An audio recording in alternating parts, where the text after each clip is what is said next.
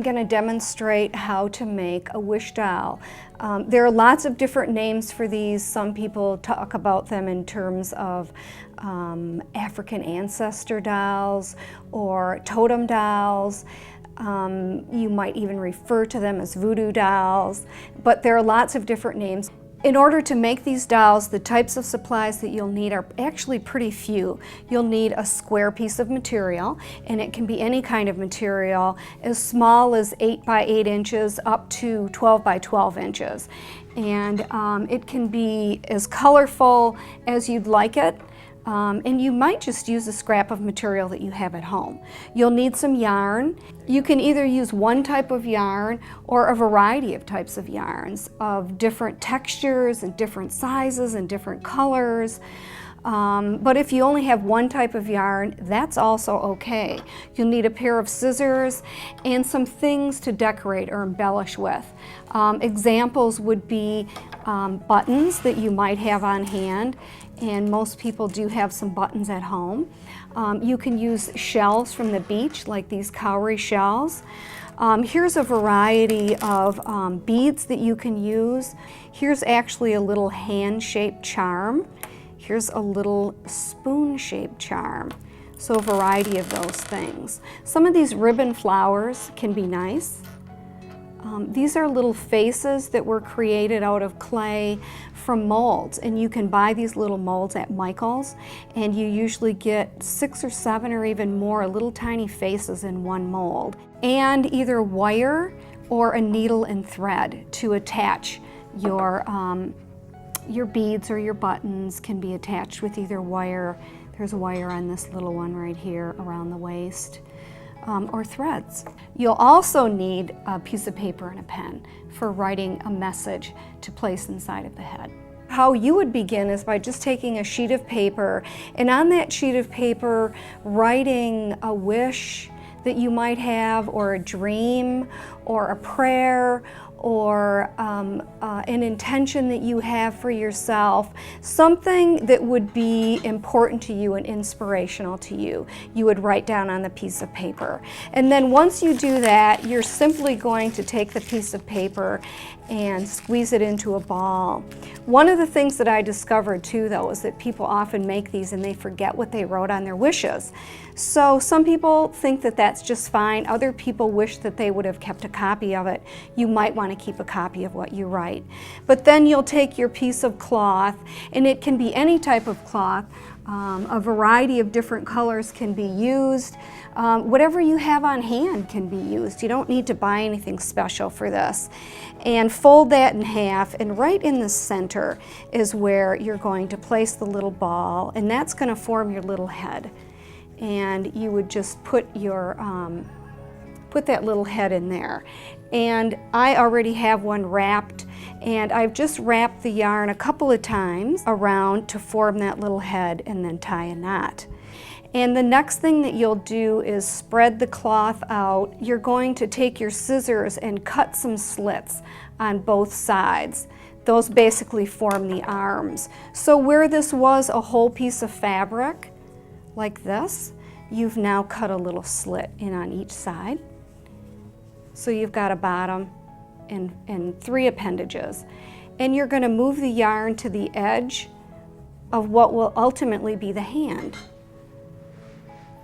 And just begin wrapping the yarn around the hand to form an arm. And you'll wrap all the way. You can leave it loose or tight depending on how large you want the arm to be and how flexible you'd like it to be, right up to where it ends. And then you'll wrap it around the neck again a couple of times and pull the other arm out and do the same thing on the other arm. And it will end up actually looking like this. So now you've got both arms and you're back up at the neck.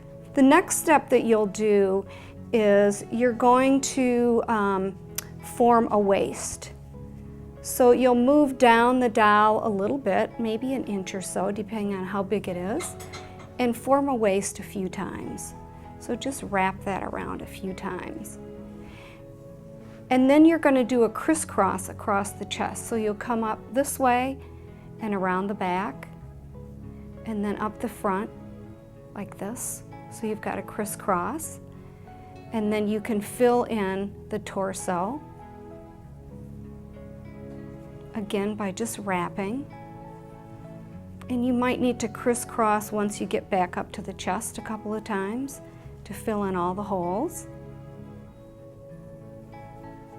And then the next thing that you'll do is you'll come back down the torso, and this will naturally kind of form into 2 legs. And you're going to come behind on each side, basically forming a little crotch section. So now you have 2 legs. And just like with the hands, you'll move down to the bottom and begin wrapping and forming each leg. You can actually switch and use more than one color of yarn or more than one type of yarn. You don't have to keep using the same type of yarn. And then once you finish that leg, you'll come and wrap the other legs starting at the bottom also. I know some people, when they're going through chemotherapy, they develop some neuropathy in their fingers. So this process can be a little more difficult, but it might be good exercise for you to do this with your hands. So feel free to just take your time.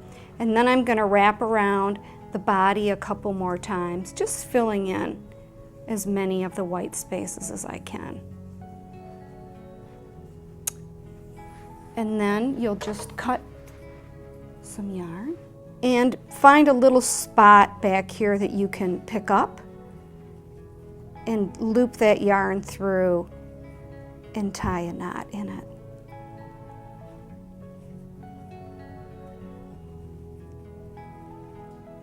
To kind of seal that. And you can either tuck that in somewhere or cut it off. So here's your little doll as it is.